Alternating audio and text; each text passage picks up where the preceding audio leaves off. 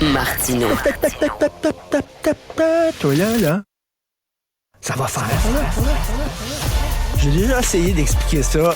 À un moment donné, pouvez-vous régler ça? La rencontre de Richard Martineau. Salut Richard. Salut Alexandre. Écoute, un texte de Lise Denis, qui est correspondante du Devoir à Ottawa. Écoutez bien ça. Le manque d'enseignants francophones contraint des écoles d'immersion français de l'Ontario, les écoles d'immersion françaises de l'Ontario, à embaucher des professeurs anglophones qui ne parlent pas un mot de français.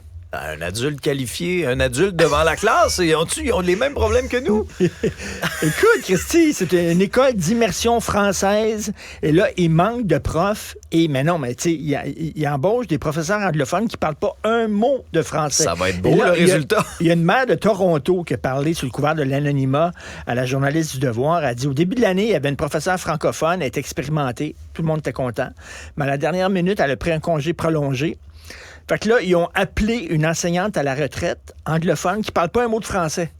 Elle dit, les enfants, ils apprennent pas grand-chose, parce que c'est une classe d'immersion en français. Mais comment tu veux enseigner la base déjà d'une langue quand même qui comporte ses défis si la personne qui est en avant parle pas un mot de français? Tu donnes un cours de peinture. Oui. Puis tu demandes à Stevie Wonder de donner le cours. Oui. Comprends-tu? Ça va être abstrait.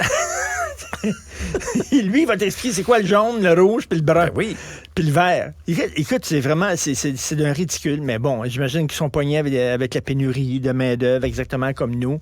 Et en fait, ça craque de partout, et c'est une des raisons, entre autres. Là, on revient sur le sondage. Les gens voient sur le terrain au Québec, il n'y a pas vraiment d'amélioration en santé, en éducation, ça se détériore. partout. Ça se détériore. C'est pire que jamais. Ça.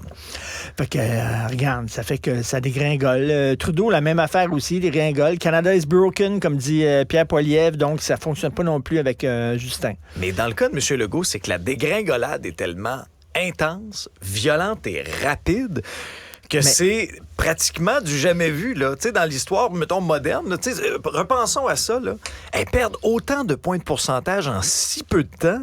Il y a des choses dans l'actualité qui ont collé. Là. Tu te souviens, il y avait, écoute, il y a une expression de vieux français qui était très misogyne à l'époque. C'était souvent femme varie, bien fou qui s'y fie. Oh. OK? Alors, je sais pas si c'est Molière qui a dit ça, ou Racine, je sais pas trop quoi. Mais là, c'est souvent électorat québécois varie, bien fou qui s'y fie. Nous autres, on va là, hein? C'est comme un banc de poissons. On va tout par là, puis après, c'est qu'on décide de changer. C'est ça, on est très émotif, mettons. C'est ça, c'est un lien qui était émotif avec François Legault. Puis quand c'est rien que de l'émotion, ça change de même. Ouais. Sur ces sages paroles, Richard, merci beaucoup. Merci à vous d'avoir été à l'écoute de l'épisode d'aujourd'hui. À très bientôt, j'espère. Puis d'ici là, faites attention à vous autres.